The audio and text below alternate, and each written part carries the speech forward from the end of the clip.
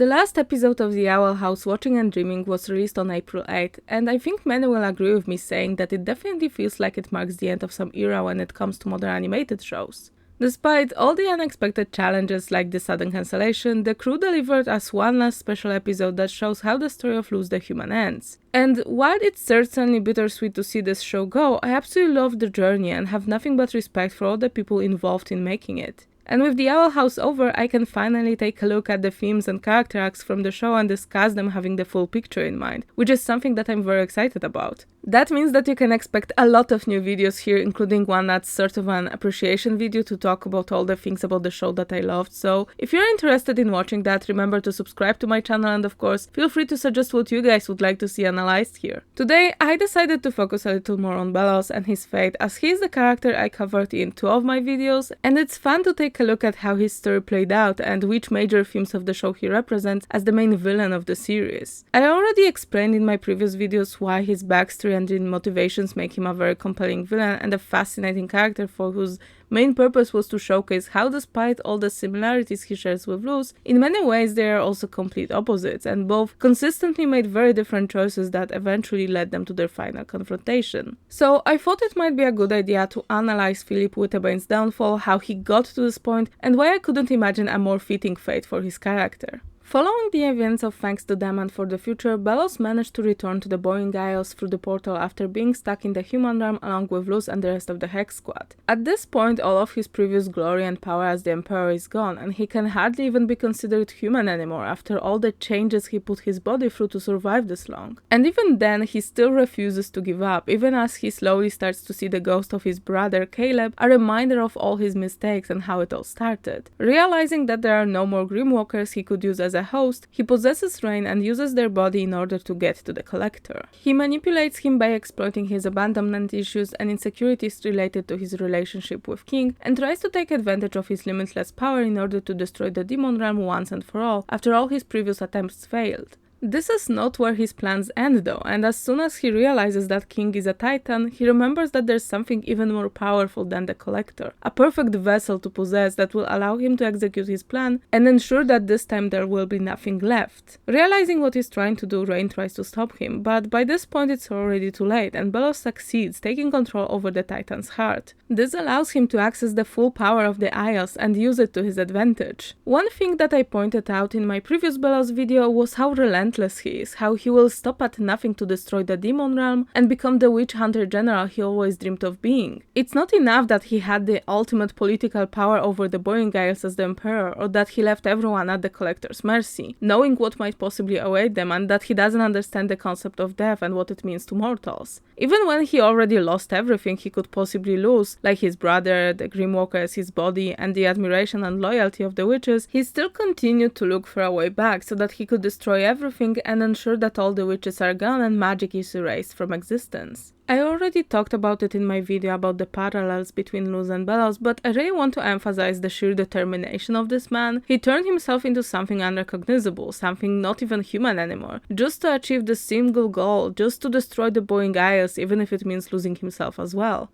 I can't think of many villains who would go this far and willingly toss aside their own humanity, the thing they claim to be the most precious to them. I think it's hard to comprehend how truly vile Belos is as a villain, and the show does a really good job showing how dangerous being completely blinded by ideas and prejudices can be. I also mentioned in my last video that as the story progresses and Philip's humanity questioned more and more, we slowly become disillusioned about him and start to see him as who he is rather than the carefully cultivated image of himself that he wants to project in front of the others. As the audience, we learn through Luz that Philip was never the strong ruler of the Boeing Isles he portrayed himself as. The only reason why he came as far as he did is because he was smart, manipulative, and he was willing to do anything to achieve his goals, even if it meant becoming the very thing he hated the most. He killed his brother, he carved glyphs onto his body, he consumed souls of the policemen to stay alive, and at no point did he stop to question whether what he believed in was right. More than that, he was ready to sacrifice everyone and everything just to prove the point and control the narrative. The only reason why he came this far is because he was willing to play the long game and exploited others wherever he went. He manipulated his way into power, but once it's gone, we get to see how truly pathetic he is, and how everything he he did was fueled by a hero complex he never quite grew out of. The presence of the scene where the collector hugs him and tries to offer him forgiveness highlights just how many chances he was given to abandon his plan and that he rejected every single one of them. One thing that I really appreciate about the way Belos is written is that he kind of makes you feel a twisted sense of pity, because it is pitiful to see the consequences of his actions catching up with him and how someone with such a brilliant and creative mind turned himself into an actual monster and destroyed himself. He tried to trick and manipulate others until the bitter end, and when confronted by Luz, he still couldn't admit that he made a mistake. He still chose to blame others and portray himself as the ultimate victim. And by the way, I love the fact that we have an actual canon confirmation that the Titan tried to hide the glyphs from Philip, that he was never meant to have this power or rule over the Boeing Isles. It was hinted at before, but it's nice to have it explicitly confirmed in the show. It adds another layer to the story, I think. And all his determination would be truly admirable if it wasn't for the fact that all the borrowed time he had, all the effort he put into trying to reach his goal, it was all a result of his inability to let go and move on. So of course his plan eventually backfires. Of course it's Luz who gets blessed with the power Belos always wanted, and she gets rewarded for being there and fighting for what's right. And all that happens while Belos gets reduced to a groveling mess, begging on his knees to be spared only when confronted with the realization that there's no way for him to win this.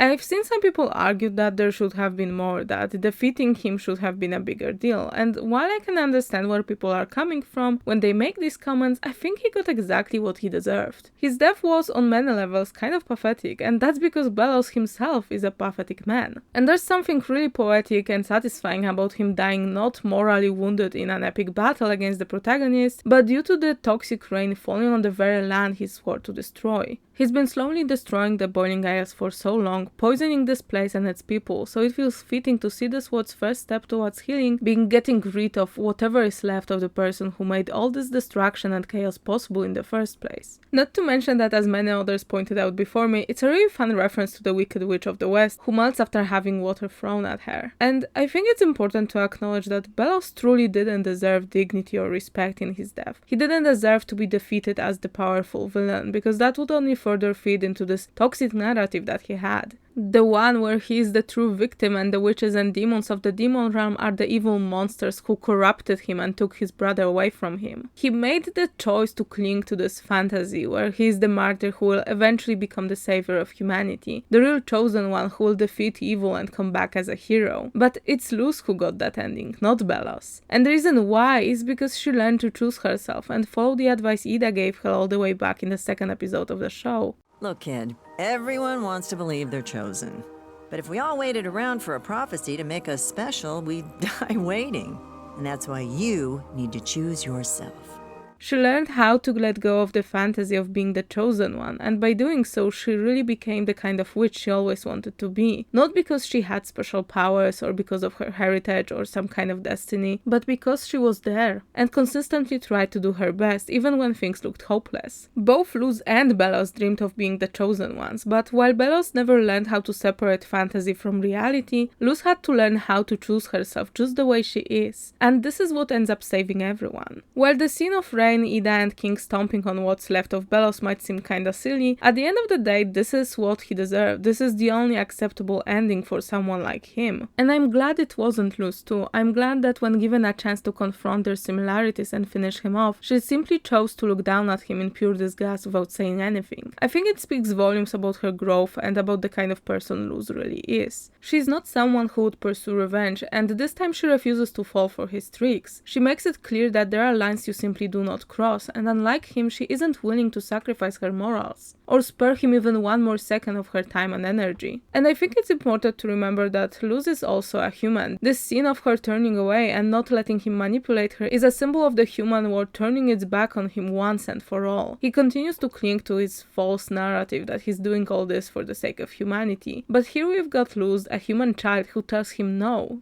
this is not what humanity stands for, this is not who she is. And it's telling that the second second he realizes she's not going to fall for it, he reverts back to attacking her, to implying that she's just as evil and unforgivable as the witches are in his eyes. Which, come to think of it, really reminds me of certain real-life political figures who feel like they can just pick who they see as human being deserving of rights and who doesn't fit that definition. Funny how that works, huh? Luz is a very forgiving and caring person by nature. She's not someone who would abandon people. But at the same time, after all she's been through, she finally knows her worth. And she's finally learned her lesson. She knows how Belos operates, and she's seen what happens to people who choose to trust him. She's not going to buy his act, and honestly the fact that he even tries is kind of insulting, but it really proves how pathetic he is, how he's never cared about anything other than himself and preserving this fantasy of his. And Luz standing there in front of him, blessed with the power by the Titan themselves, is the biggest proof of how far she came and what being human means to her. I've said it in both of my other videos about Belos, but I think choice is a very important theme in the Owl House, one that truly allows us to see how different Luz and Belos are, and why one succeeded while the other only managed to postpone his downfall. Philip prioritized these harmful Puritan ideals and himself over everything else, and all it got him in the end was being forced to beg for his life, as the person who gave him countless chances and opportunities to do the right thing turned her back on him.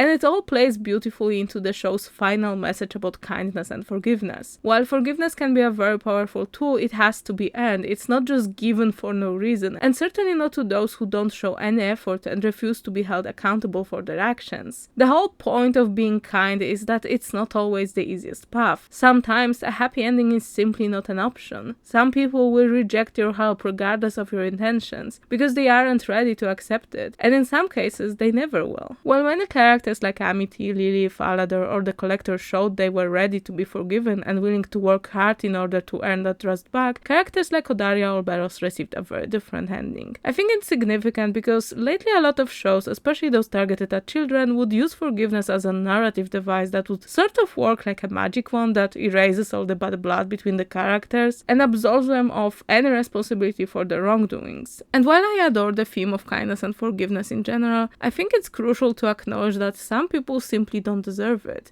You can't set yourself on fire to keep others warm. You can't keep extending kindness to people who don't want it or can't appreciate it. And it's a hard lesson to learn, but that's precisely what makes it so important. The power of friendship can't save the day every time. Luz learning to choose herself and prioritize her own needs and boundaries was a crucial step needed to reach the happy ending. And the same goes for Amity and her family. Odalia was given countless chances to do the right thing, and even in the end she couldn't bring herself to prioritize her family over her selfish needs and desires. She chose her ego over her husband and children, and as a result she ended up with nothing. We are a culmination of our choices, and characters like Belos show that the same way you can choose kindness, you can also reject it. And by doing so you may lose your chance to be helped and forgiven. As Luz pointed out to the Collector, people are complex, life is messy and unexpected, and despite our best efforts, we can't help someone who doesn't want that help. By the time Belos realized that he needed Luz and her help, it was already too late. He burned all the bridges. And even then, he had the absolute audacity to try and play the victim, to make his fate the responsibility of those he hurt the most. Just look how he uses the last bit of energy he has, not to apologize, but to insult Luz, the second she fails to do what he expects her to do. So, is his ending pathetic? Yes. It is. That's the point. That's the show's way of emphasizing that he was beyond saving, and he has no one to blame for that but himself. So, yes, it is fitting for a man who had all these delusions of heroic sacrifices and saw himself as the savior to end up the way he did. To be reduced to nothing but a bad dream everyone can finally put behind them and begin the process of healing. And I'm glad that the show was very explicit about this. It didn't try to humanize Belos after he spent 4 centuries slowly turning himself into a monster. It's exactly like Titan said, there's no point trying to pretend that Belos had good intentions and was simply misguided or misunderstood. While Belos and Luz are intentionally presented as character foils, something that the show points out very explicitly by making her wear his clothes in her nightmare and having her question whether her desire to save her family comes from the same place as his need to save humanity from evil, it's important to remember that Belos also had a lot of time to grow and make different choices. After everything he did, he doesn't deserve the benefit of the doubt. And I'm glad that the show doesn't give him one. I'm glad that it says loud and clear that some people choose to be bad. They choose to hurt others. And they are not the ones who deserve our kindness. Lastly, I know that some common complaint is how it shouldn't have been Irain, Ida and King who delivered the final blow and got to face Belos in his final moments, and I think it's a very valid criticism. They were all deeply hurt by Belos both in the final season and before, but it's understandable that many fans would love to see characters like Hunter or Lilith, who both served as his right-hand man, get a chance to confront him one last time. I think the main reason why we didn't get that is time restrictions and logistics, something we can blame Disney for. While it would be very satisfying to see, I can understand why we didn't get that, and I think the ending he got is a very fitting one given everything he did over the course of the show. And I also want to point out that Luz's presence in that scene was what mattered the most, because she was his last connection with the human realm.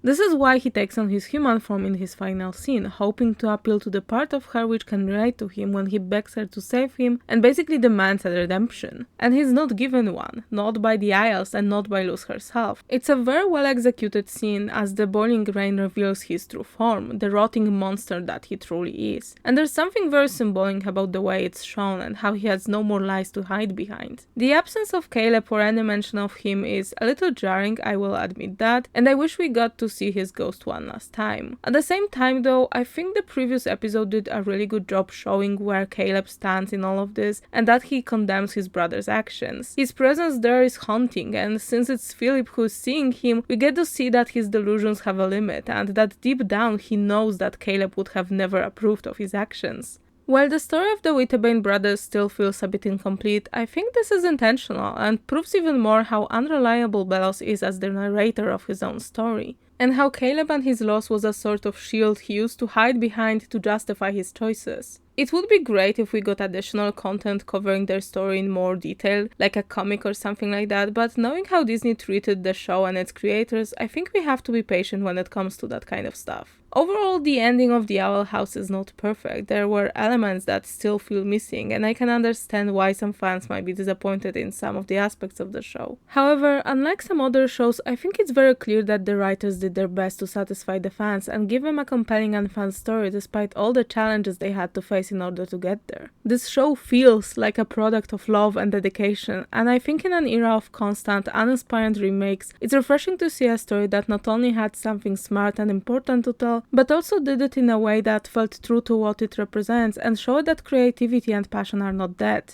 Thank you so much for watching. Like I said, the end of the show doesn't mean that I will stop making content about the Owl House, and I'm really looking forward to discussing the events of the show and of the final episode in my future projects. I'm also dying to know what you guys thought about watching and dreaming, whether you are happy with the ending or not, which arcs you consider to be the most satisfying, and what you wish we got more of, especially regarding Belos and his storyline. It's definitely hard to say goodbye to the series, and I think many fans still feel betrayed by Disney's choice to cancel the show, and that's understandable considering how much this story resonated with so many people. I really hope that in 5, 10 and more years people will look back at the Owl House and consider it to be one of the best cartoons of this time. I think that in many ways it already feels like a classic that you look back on with a lot of fondness and remember just how much joy it brought you the first time you watched it. As always, I can't wait to read your comments, and I'm so happy to see this channel grow, so thank you so much for your support. It really means the world to me. If you want to see more videos like this one, don't forget to like and subscribe, ring that bell to get notifications about my future videos, and